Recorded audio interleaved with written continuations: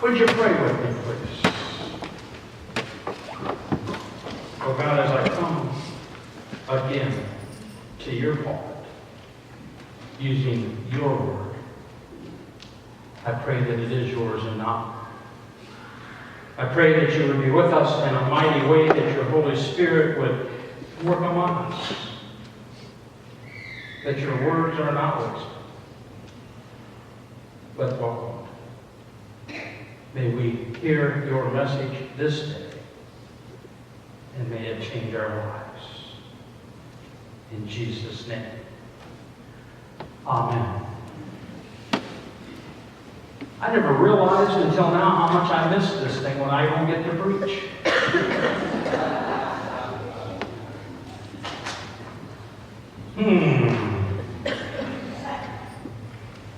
Lucky for you, I got to start my trip back last night at a revival in Marion, and I preached for an hour. I'll give you the Reader's Digest version. We say it in many different ways. We use terms like redeemed. We use terms like washed in the blood. We use terms like saved, born again, new creation. And it all means the same thing. It all means that we have found Jesus Christ, and because of his sacrifice on the cross, we have received his grace when we turn our lives over to him. Pretty simple, isn't it? Pretty simple. And oh, by the way, you might not know this from past, but the Methodist Church does believe in salvation.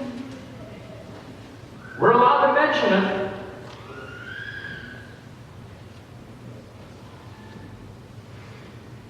Where we sometimes get hung up, I know, is on how people receive that. And there's no need to. I know people, and I get to deal with a lot of people. If you are ever towards the end of your life, I will get in your face and ask you if you're one of those terms, and then I'll ask you to tell me your story so that when I'm giving your eulogy at your funeral, I can assure your family that you're okay.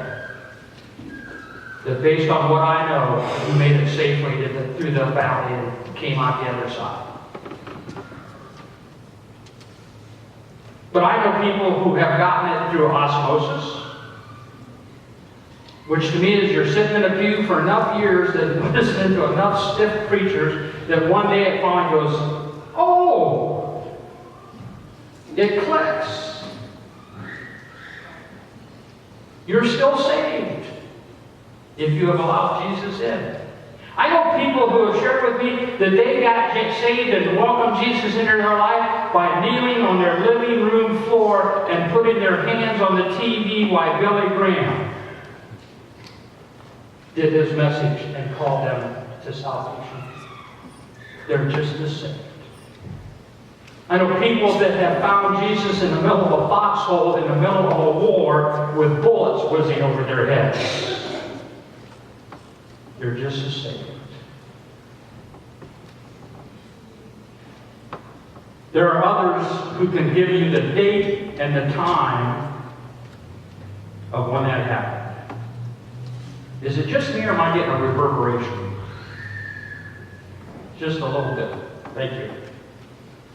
They're still saved.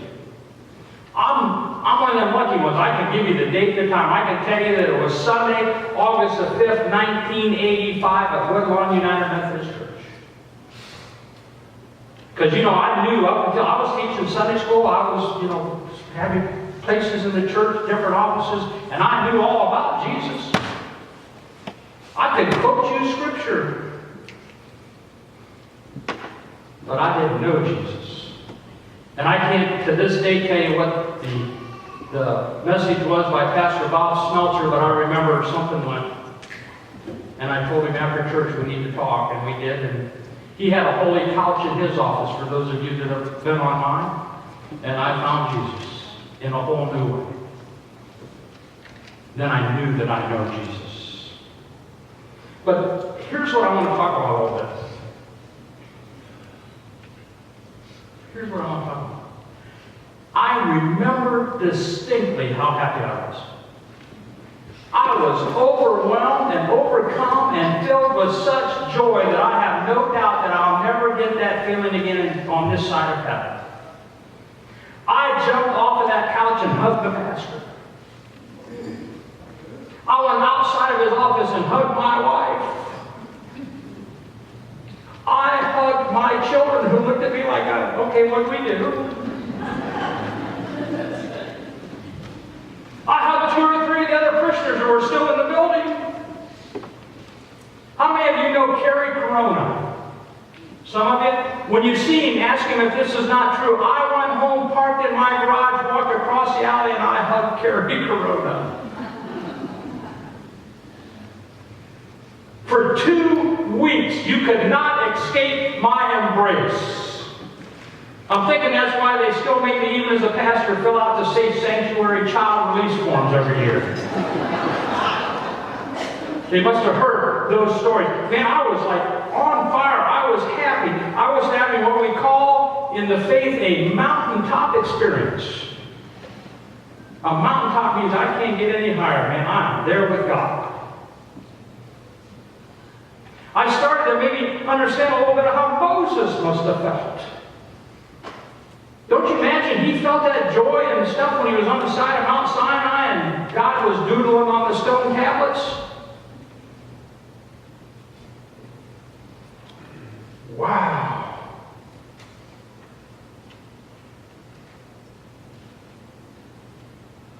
Again, I don't think I'll ever have that much joy and ecstasy in my life until I get to see Jesus face to face.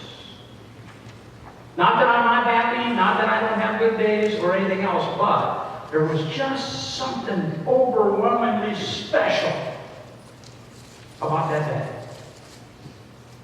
Now, here's the problem. There are some pastors that will tell you that once you find Jesus, your life will be like that forever. They make a lot of money going on TV and preaching what we call the gospel of prosperity and happiness. I don't like those pastors. I won't give you any names, but his initials are Joel Osteen.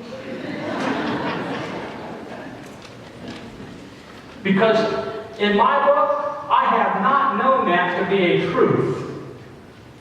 Have you? Because I've had all our calls, you guys quit coming, so I'm guessing we got you all where you need to be with Jesus Christ. Has your life been perfect since then? Has every day been without any trouble? Forever and ever. I'm thinking when Moses came down that mountain, came off the mountain, came away from the presence of God, and he looked down, his happiness ended pretty quick when he saw all the Israelites that God just brought out of Egypt and slavery, marching and dancing around a sacred golden calf. Don't you?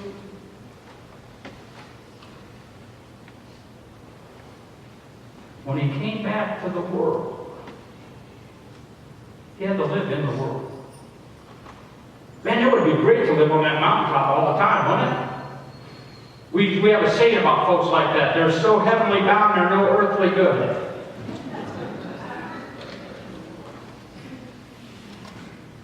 Because they don't do anything for God.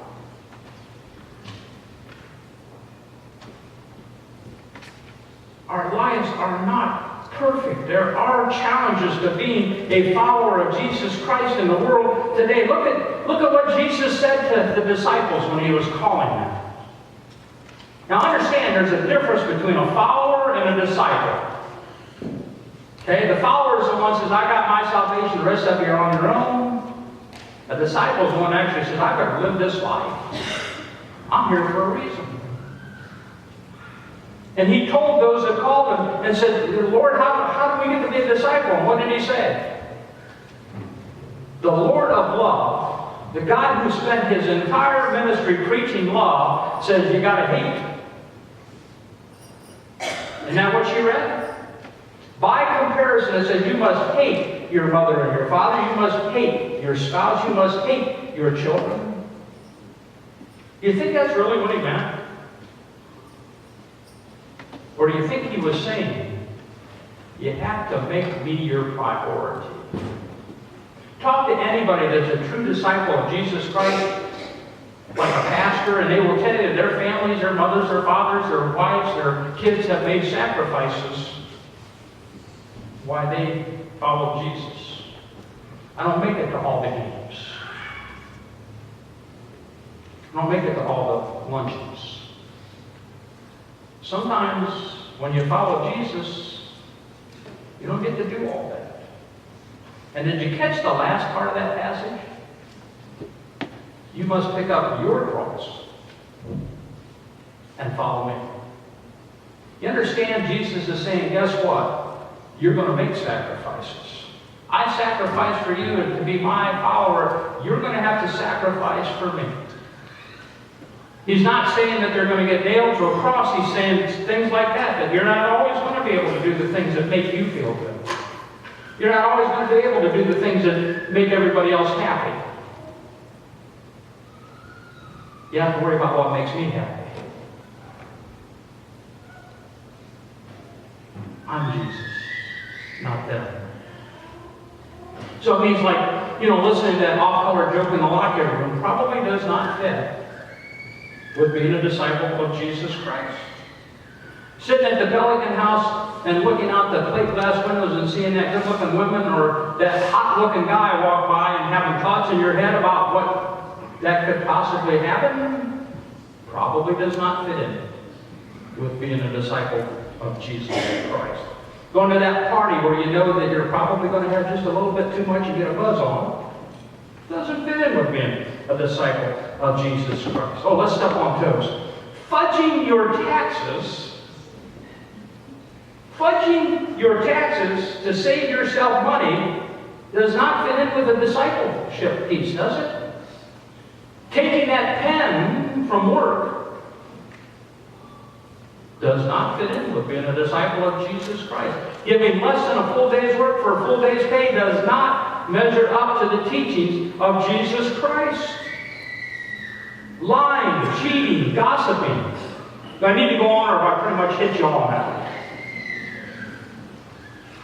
I like to sometimes get into those arguments like, well, a little white lie to save my wife's feeling when she asks me if that dress makes her look fat. Isn't that okay, Pastor? No, it's still lying, isn't it? If you're going to use that reasoning, then it's a little bit of cocaine, okay? When she asks that question, guys, you just turn around and walk away. Don't lie. Just don't answer.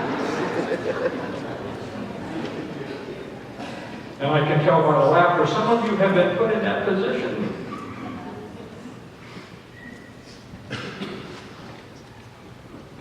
There will be sacrifices. But let me ask you this. Why would you expect anything different? Did Jesus Christ, the Son of God, I'm going to kick it in. When I start with God or Jesus, then that means I'm getting ready to go Baptist.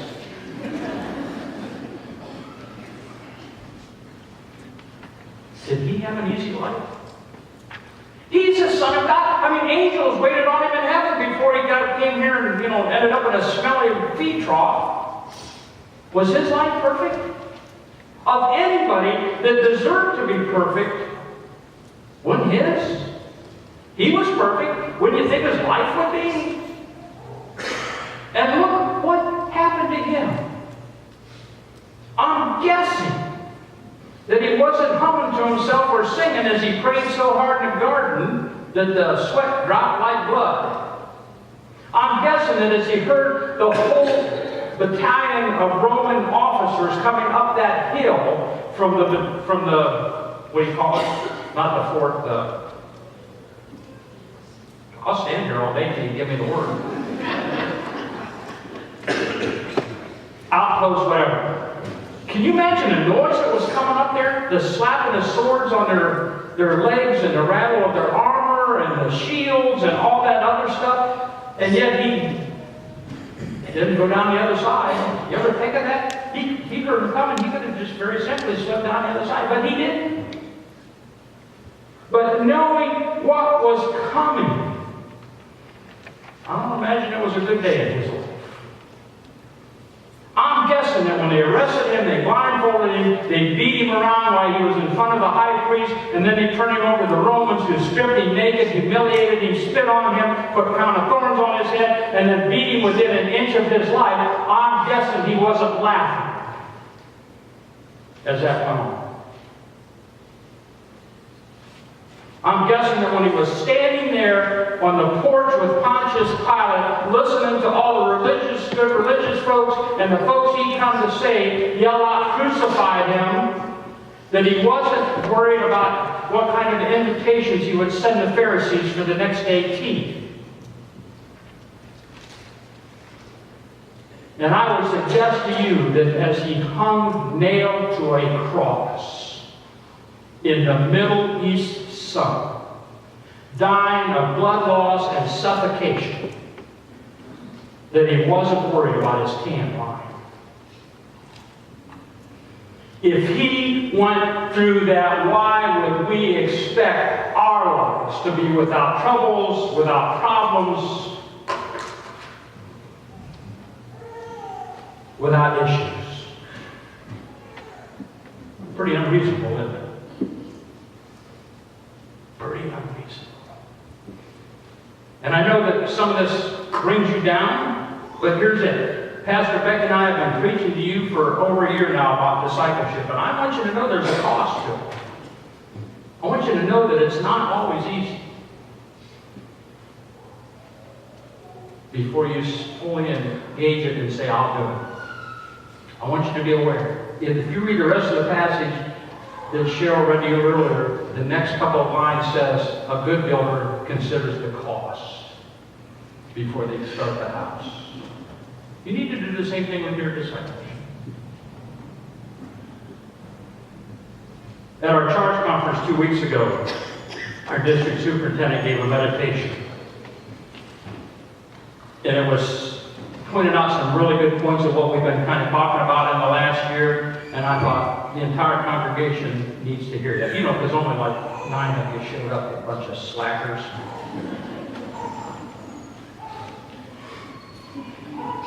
But I thought they need to hear these points because it makes a lot of sense. And it explains our discipleship to Jesus Christ.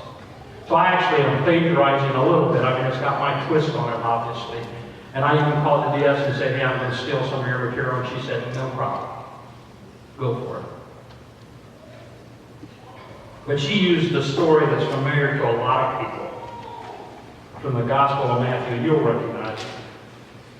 You remember the story of Jesus walking on the water? Let's look at that again today. Chapter 14 of Matthew.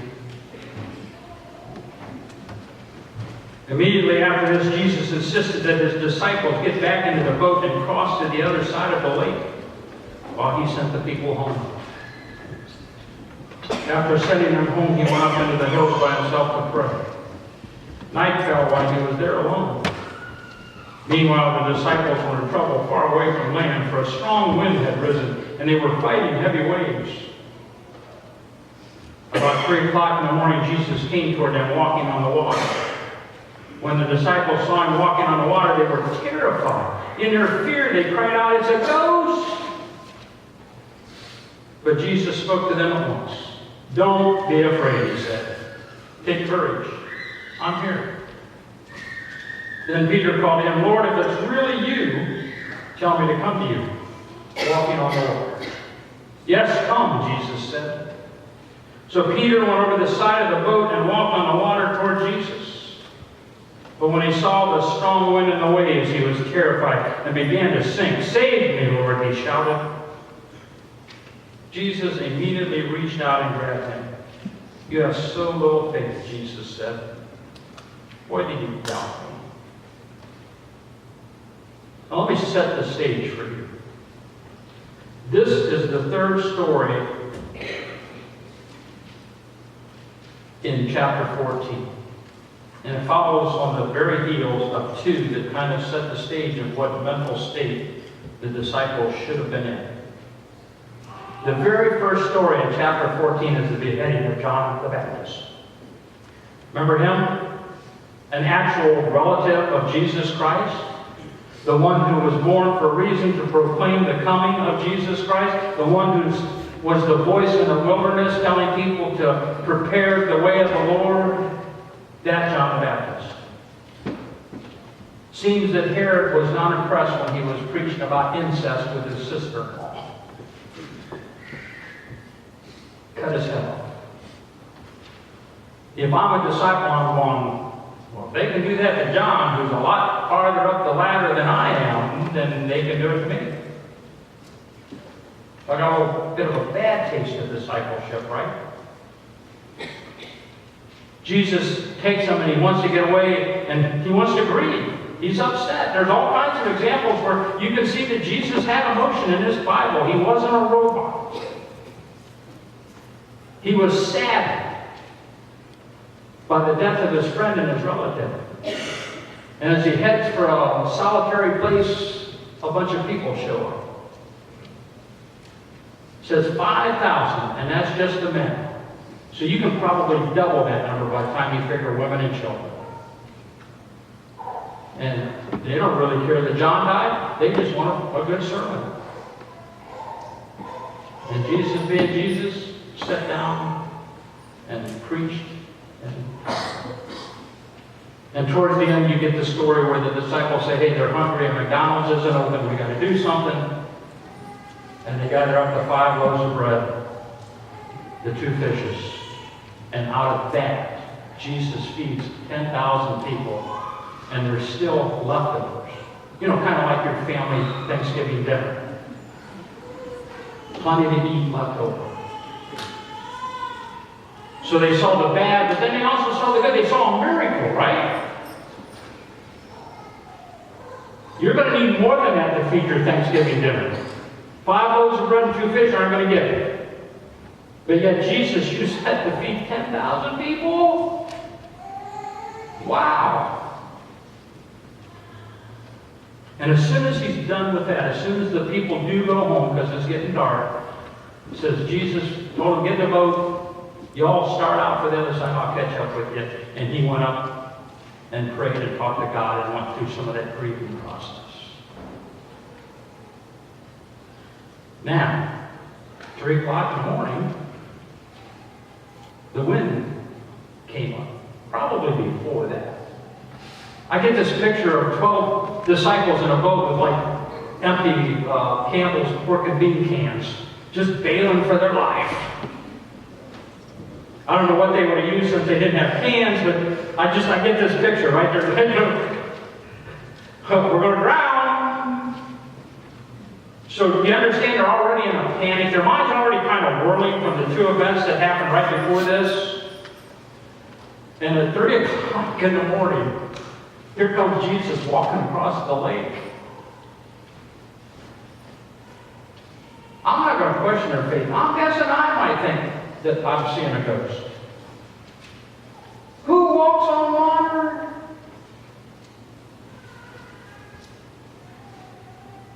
And then they really panic. I mean, it sounds like a, Don Knotts movie. Can you just hear him in a moment? It's a ghost. And Jesus says, calm down. It's me. And Peter, being the rash individual that he is, says, well, if it's really you, call me and I'll come out there with you. And Jesus said, okay, come on out. And Peter started out, walked on the water too, until he took his eyes off of Jesus and this storm surrounded him again. And then he figured out, that old saying that sometimes we laugh about that Bill Cosby said, how long can you tread water? But he didn't have to, because it said Jesus immediately reached out, grabbed him, and said what you've quoted all your lives from the King James Version, "O ye of little faith." Sometimes we think he said that to the whole boat, but he's only talking to Peter. Took him back to the boat.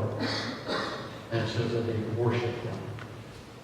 And I've told you before, I think Peter gets a bad rap here, because at least he got out of the boat. and I've told you before, you all ought to thank God that He's God and I'm not, because if that hadn't been, when I got to the boat, I'd have capsized and put the rest of it in the water too. Yep, I would. Let's just check all your faith while we're here tonight. But out of that story, there are 4 things that I want you to catch about being a disciple of Jesus Christ.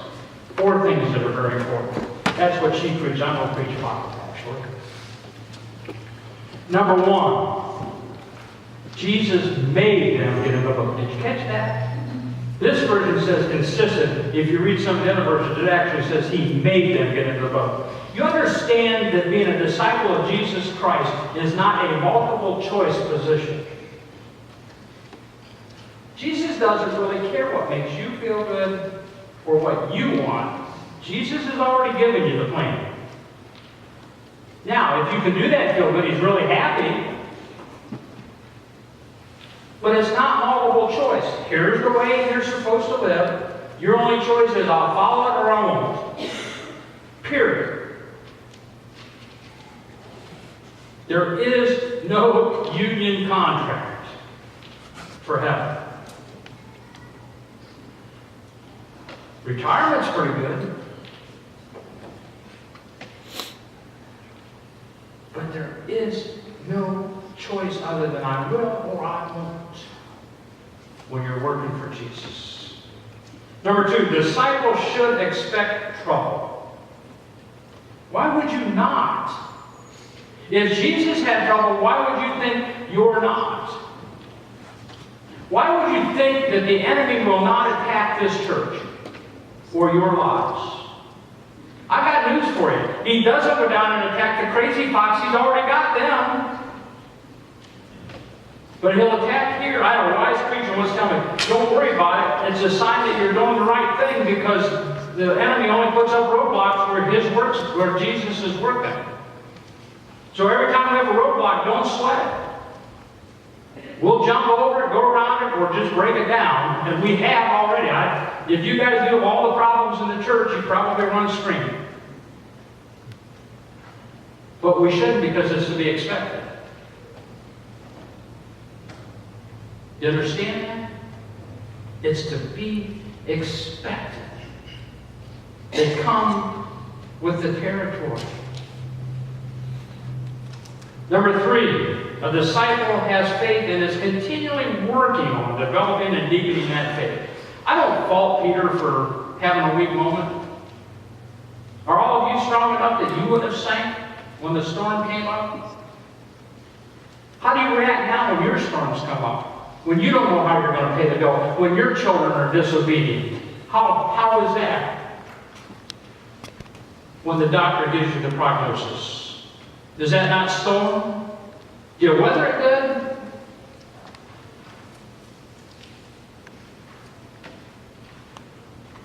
Sometimes our faith gets shaken a little bit. Now here's the key in this one. You have to have your faith develop before the storm comes. Once you're up to here in the water and you're going down for the 3rd time, it's too late.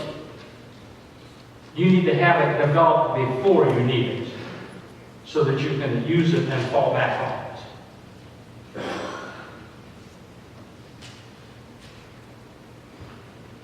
But let me give you a lot of hope. Because as I read that, I also see this. A disciple never works alone.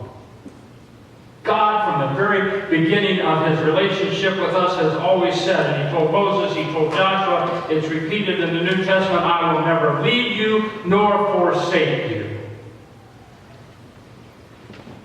You see that image? Peter started to sink in the storm, and it didn't say that Jesus waited a couple of days. It didn't say that Jesus let him get good and wet so he would remember. It says that Jesus immediately reached out and grabbed him. That's the Savior I want. Don't you?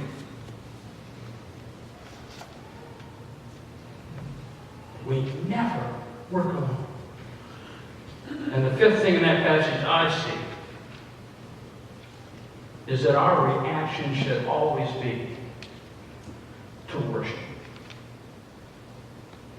to worship Jesus. He is deserving of every ounce of our praise and our exaltation. Every ounce. You know, to call Jesus Savior is pretty easy. That's just taking your salvation and sitting back. To call Him Lord is a whole lot harder. To call Him Lord means I'll read this book. To call Him Lord means I will try to live my life according to His teachings, to live in harmony with it all. That's when you can call Him Lord. When you truly become a disciple. But folks, the reason I'm preaching this to you today, and the reason I started taking notes when the DS was talking, is because that's not always easy. You don't go into this thinking that your life will be perfect. You go into this thinking, I'm going to try. I'm going to do my best. John Wesley said, when we find Jesus, that's the easy part. The hard part's living the life. We call that in the Methodist Church what? Anybody remember? Where's all my confirmation kids? All right, I don't bother with that one. John Wesley said it this way, we go on to perfection. Which means each and every day I pick up my cross. I make a conscious decision to follow my Lord and my Savior. I start my day in His presence and I worship Him. You know, you don't have to be in church on Sunday morning. You can worship Him in your car. You can worship Him in your office. You can worship Him in your home. You can worship Him. Some of my best worship times on the back of a lawnmower.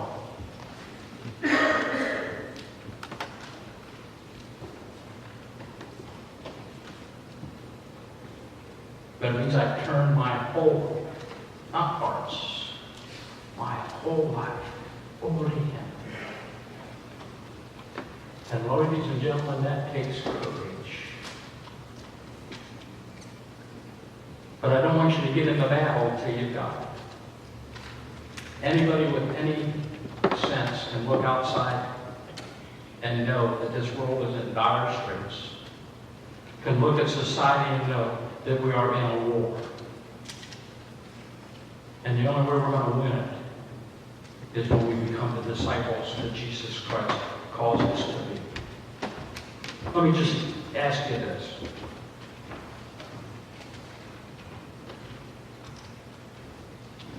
You understand, and I've told you this before, that Jesus never, or God never once promised you a rose garden. What He promised you is that He would hold your hand when you walk through the thorns.